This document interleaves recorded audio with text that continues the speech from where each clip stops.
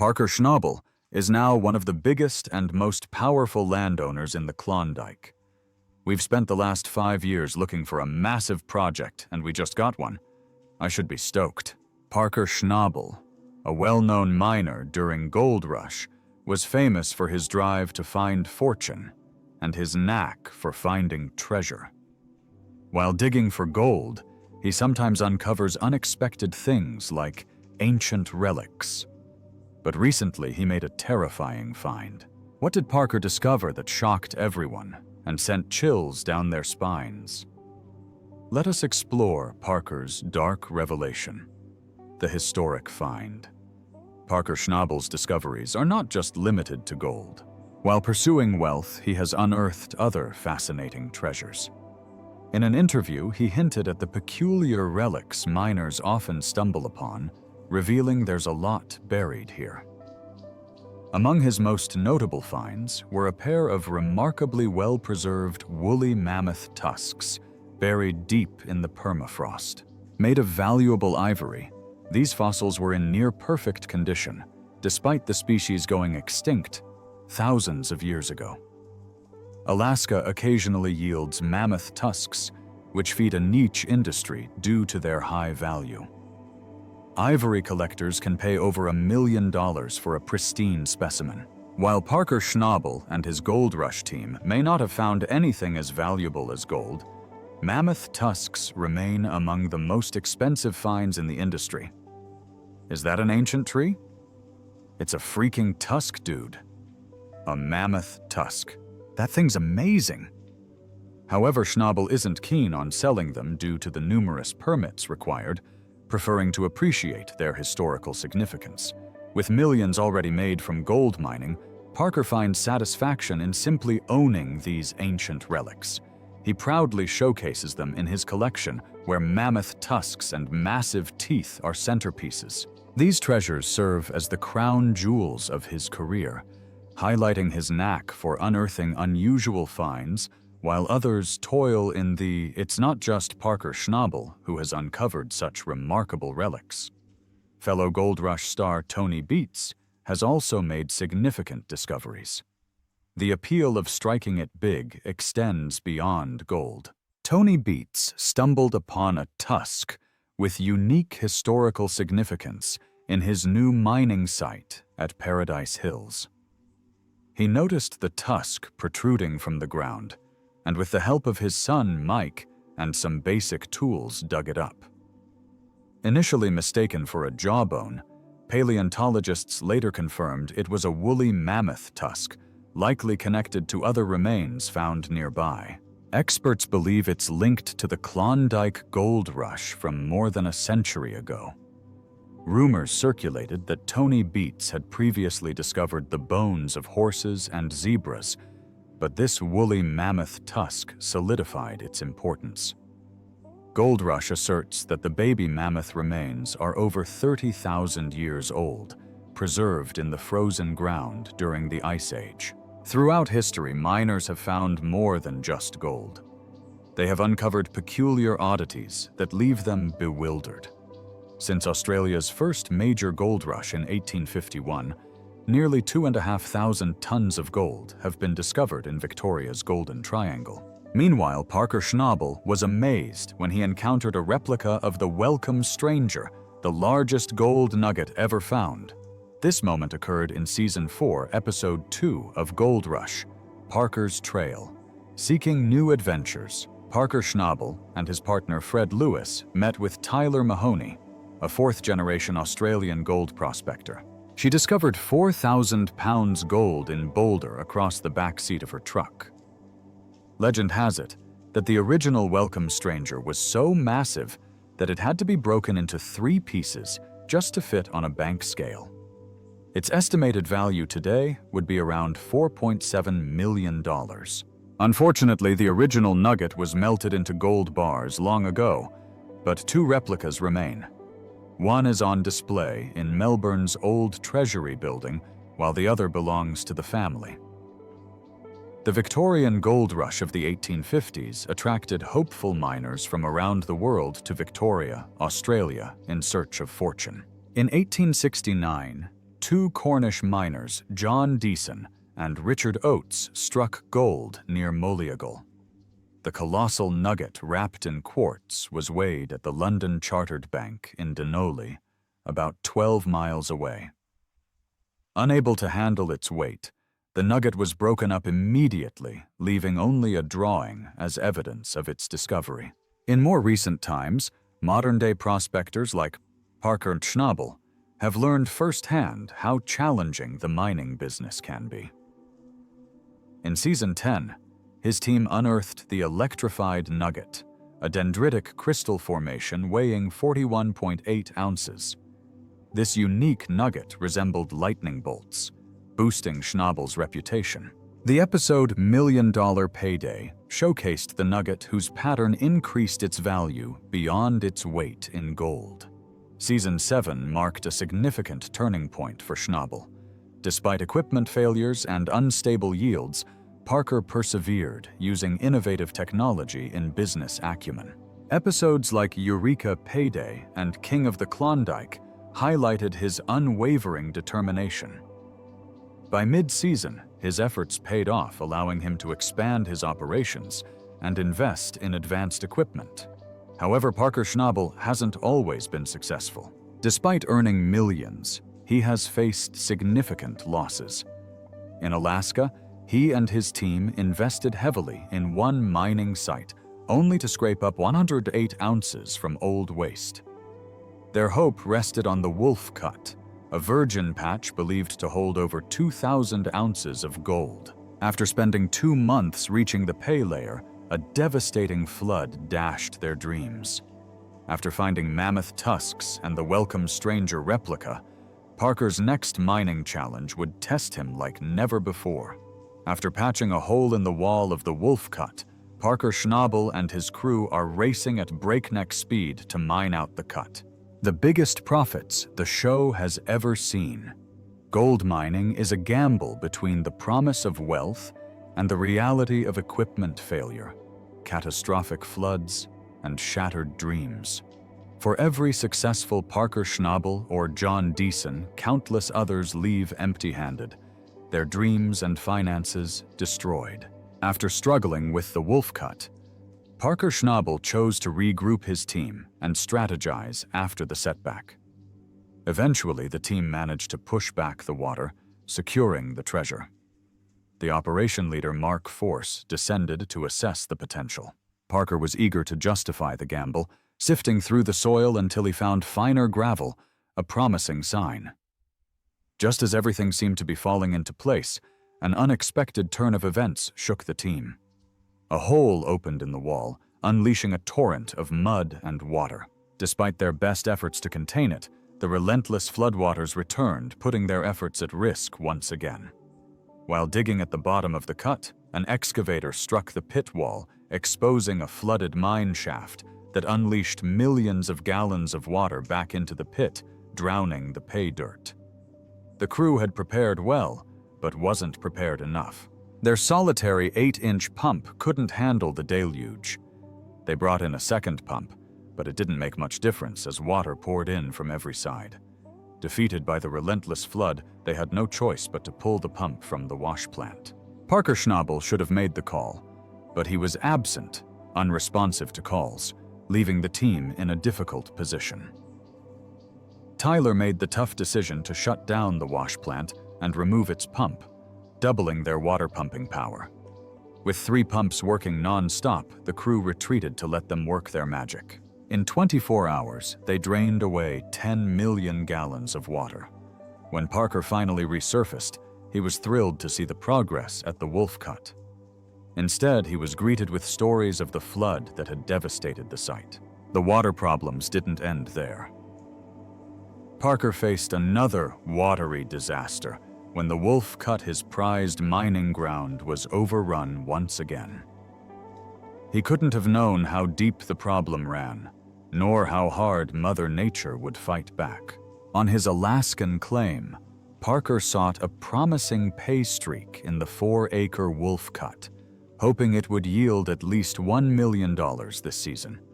The pay dirt was buried 30 feet deep, and the team needed to remove 1,000 yards of overburden to reach it. But things were far from ideal. Only 4 feet more to dig and they'd be below water.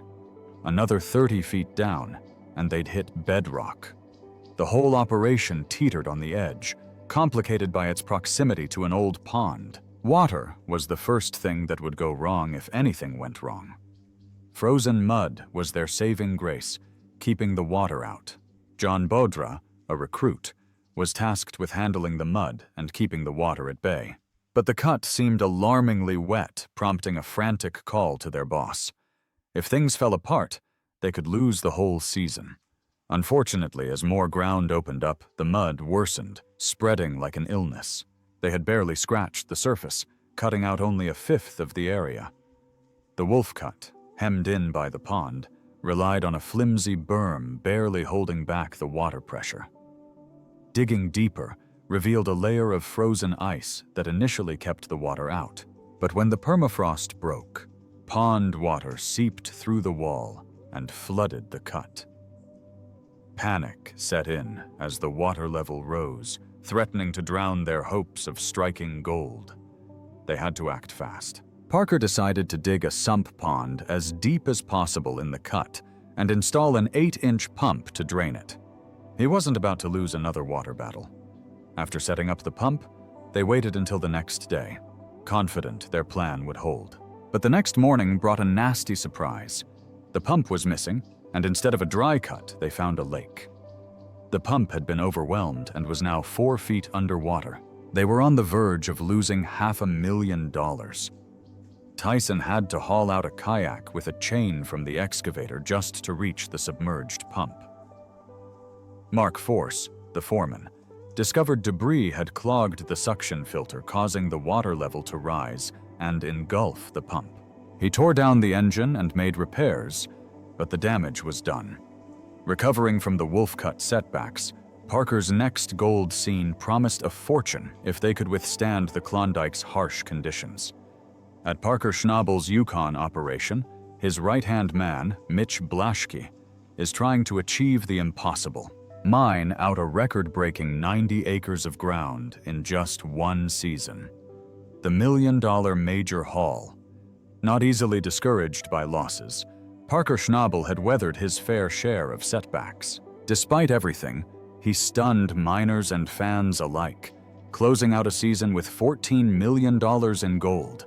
Parker and his team were on the verge of a game-changing season that could redefine gold mining itself. Yet every shovel of dirt could make or break their dream.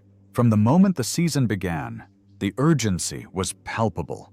Parker worked tirelessly to coordinate his team's efforts to uncover the precious pay streak.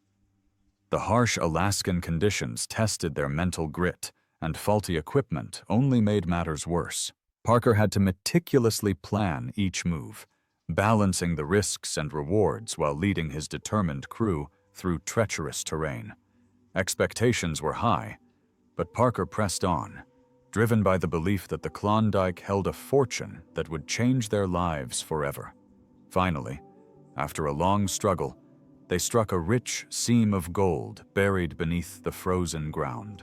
Excitement swept through the camp as they uncovered a massive deposit that could turn the whole season around. The Klondike had finally yielded its treasure after a series of setbacks and dashed dreams. Extracting it from the frozen earth was still a monumental task, but Parker was undaunted. News of their discovery spread like wildfire, attracting attention from supporters and critics alike. Parker and his crew were thrust into the spotlight under intense scrutiny as everyone watched to see how things would play out.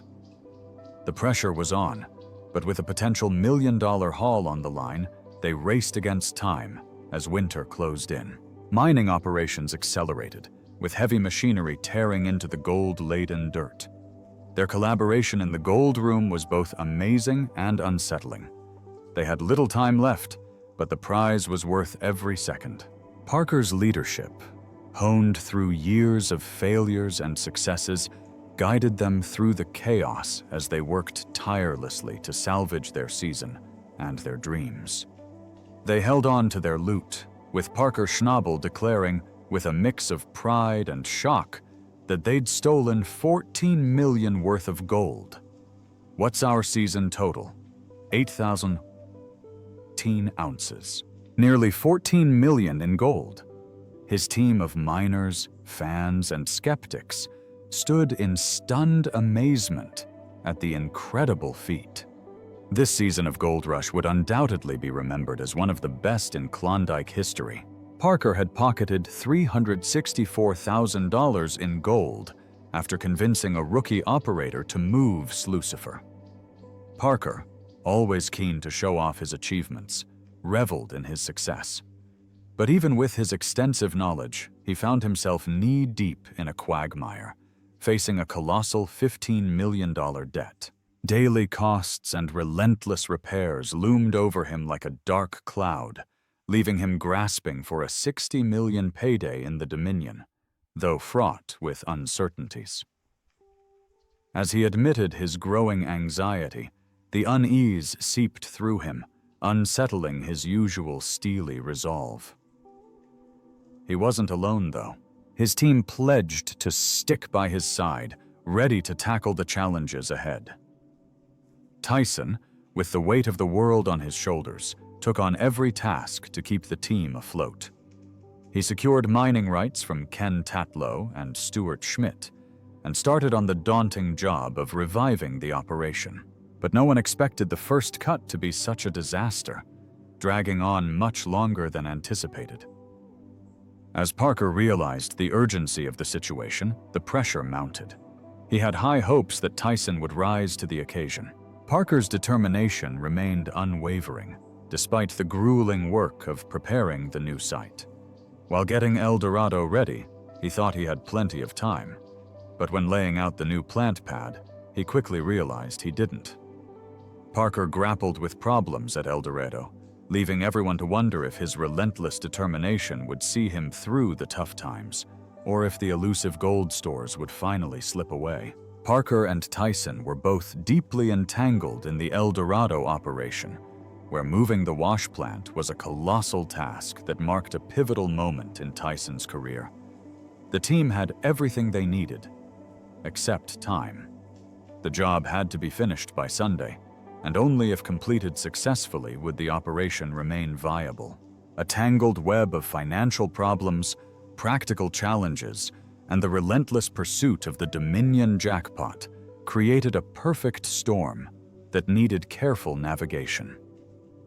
The precarious financial situation added another layer of complexity as they juggled unpaid bills and the costs of running the business. Parker Schnabel knew he needed every ounce of determination to overcome these challenges. Each day brought a new hurdle, but he remained focused on the promise of striking gold. The team continued to push through relentless hours, working in harsh conditions to bring the plan together. Tyson, Mark, and the rest of the crew stuck by Parker's side as they fought for their dreams in the rugged terrain.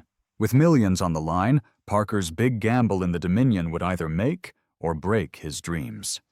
That is Gold Run, which was a super-rich creek, and where it dumped into Dominion, I'm guessing, was, in this area right here.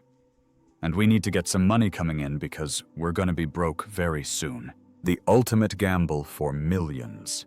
Parker Schnabel recognized that this mining season was crucial for securing his future in the gold mining business. He and his team understood that the rewards were high, but so were the risks. Every ounce of gold extracted from the frozen ground and muddy waters could finance their next venture, and so the crew mined tirelessly. Throughout the season, they experienced moments of triumph and despair, yet their unwavering resolve saw them standing together, determined to defy the odds. After countless hours spent digging, strategizing, and struggling, Parker and his team finally struck a rich seam of gold, confirming that their bold gamble had paid off. As the season neared its end, Parker stood beside his crew, marveling at their amazing $14 million haul, a triumph that would be remembered for years. However, Witnessing this chaotic endeavor unfold, it was impossible not to wonder if Parker's ambitious gamble would ultimately pay off, or if the mounting financial pressures and logistical challenges would sink his dreams. In the unforgiving world of Dominion, where gold reigns supreme and fortunes shift like sand dunes, Parker found himself in a precarious situation. His dreams of unattainable gold were hanging by a thread as financial difficulties gnawed at the foundation of his business. The relentless heat blanketed the region, raising the question of how anyone could endure this harsh climate. Dominion means sovereign, yet those searching for gold often played by their own rules. Parker and his team's determination was commendable, but recent heat waves tested their tolerance. Casual conversations hinted at the struggle of working from dawn till dusk under the scorching sun. The team prepared to move Slucifer, but that wasn't official yet. They needed more practice before relocating the operation. Tyson, one of Parker's most trusted crew members, set an ambitious goal to streamline operations. He wanted the wash plant up and running before sunrise, and tensions were high as he planned the move. Tyson faced the nerve-wracking job of relocating Slucifer, a 90,000 pounds wash plant, on an unstable platform. He had to improvise with makeshift equipment to support the machine's weight, all while ensuring nothing fell apart. The rushed and chaotic nature of the operation left Tyson under immense pressure. Alec and Liam, who had helped with a previous move, were called upon to assist Tyson again, while Evan Kurtz, an operator inexperienced in moving wash plants, struggled to manage the massive machine. The move was further complicated by the need to transport parts to Slucifer and lower them onto the new pad using a 750 excavator. Tyson and Evan tackled the job together, moving Slucifer's pieces to their new location. This was more than a logistical challenge. It was a symbolic risk in the treacherous world of gold mining. Breaking down Slucifer piece by piece was both risky and thrilling. Onlookers couldn't help but wonder if this bold move would uncover the jackpot Parker and his team were chasing, or if it would be the misstep that would ruin them. Tyson knew he would need the 750 excavator to help haul the heavy machine up the hill to its new pad. The team faced a nail-biting challenge navigating the steep terrain, but slowly, Slucifer rose to the new pad. Tyson's strategic mastery shone through as he used every tool at his disposal to inch the behemoth forward. The team groaned under the strain, but Tyson's ingenuity held them together. This crucial phase was a litmus test for a successful season in the Dominion. If they pulled it off, Parker could inch closer to his lofty seasonal target. The team's ability to navigate this critical configuration determined the success or failure of the entire operation.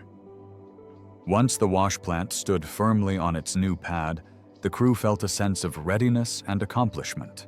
Constructing the conveyor and hopper feeder was an achievement in itself, a clear sign that gold processing was imminent. With the high-stakes move complete, the promise of 364,000 worth of gold loomed in the distance. The problems were solved, at least for now. Everyone eagerly awaited the next chapter in Parker's story. Did Parker Schnabel really strike it rich? Or is the Klondike gold rush just a well-edited fantasy? Let us know your thoughts, and remember to like and subscribe for more.